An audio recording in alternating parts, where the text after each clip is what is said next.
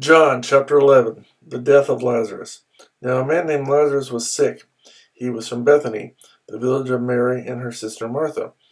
This Mary, whose brother Lazarus now lay sick, was the same one who poured perfume on the Lord and wiped his feet with her hair.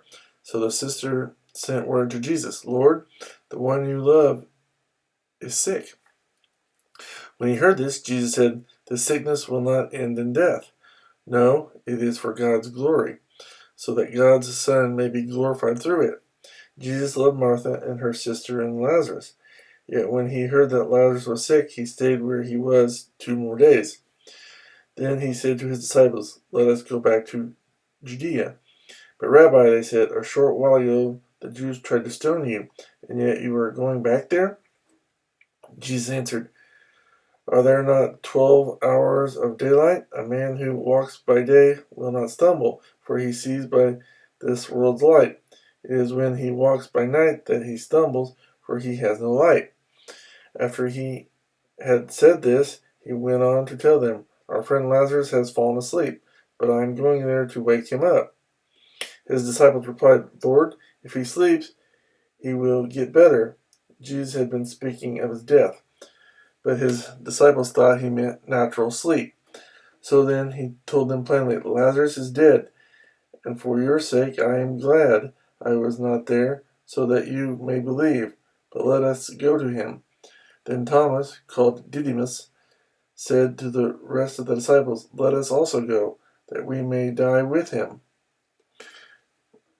Jesus comforts the sisters.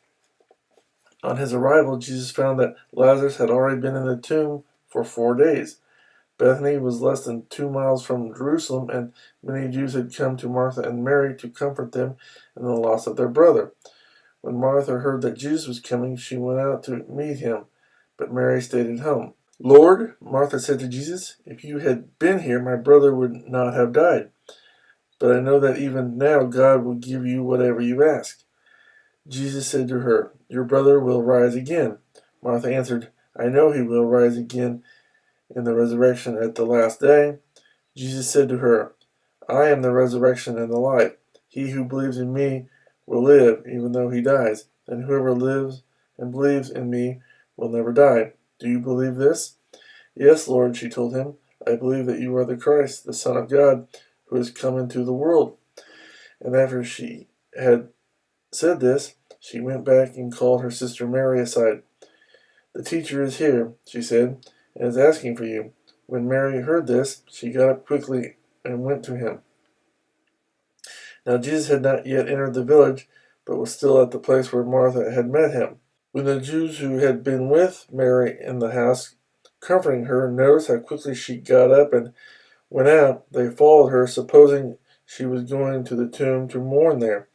When Mary reached the place where Jesus was and saw him, she fell at his feet and said, Lord, if you had been here, my brother would not have died. When Jesus saw her weeping and the Jews who had come along with her also weeping, he was deeply moved in spirit and troubled. Where have you laid him? He asked. Come and see, Lord, they replied. Jesus wept. Then the Jews said, see how he loved him? But some of them said, could not he who opened the eyes of the blind man have kept this man from dying? Jesus raises Lazarus from the dead. Jesus, once more deeply moved, came to the tomb. It was a cave with a stone laid across the entrance. Take away the stone, he said. But Lord, said Martha, the sister of the dead man, by this time there is a bad odor, for he has been there 4 days. Then Jesus said, did I not tell you that if you believe, you would see the glory of God? So they took away the stone. Then Jesus looked up and said, Father, I thank you that you have heard me. I knew that you always hear me, but I said this for the benefit of the people standing here, that they may believe that you sent me. When he had said this, Jesus called in a loud voice, Lazarus, come out. The dead man came out, his hands and feet wrapped with strips of linen and a cloth around his face. Jesus said to them, take off the grave clothes and let him go. The plot to kill Jesus. Therefore many of the Jews who had come to visit Mary and had seen what Jesus did put their faith in him. But some of them went to the Pharisees and told them what Jesus had done. Then the chief priests and the Pharisees called a meeting of the Sanhedrin. "What are we accomplishing?" they asked. "Here is this man performing many miraculous signs. If we let him go on like this, everyone will believe in him, and then the Romans will come and take away both our place and our nation." Then one of them, named Caiaphas, who was high priest that year, spoke up. "You know nothing at all. You do not realize that it is better for you that one man die for the people than that the whole nation perish." He did not say this on his own, but as high priest that year he prophesied that Jesus would die for the Jewish nation, and not only for that nation, but also for the scattered children of God, to bring them together and make them one. So from that day on, they plotted to take his life. Therefore, Jesus no longer moved about publicly among the Jews. Instead, he withdrew to a region near the desert, to a village called Ephraim, where he stayed with his disciples. When it was almost time for the Jewish Passover, many went up from the country to Jerusalem for their ceremonial cleansing before the Passover. They kept looking for Jesus, and as they stood in the temple area, they asked one another, "What do you think? Isn't he coming to the feast at all?"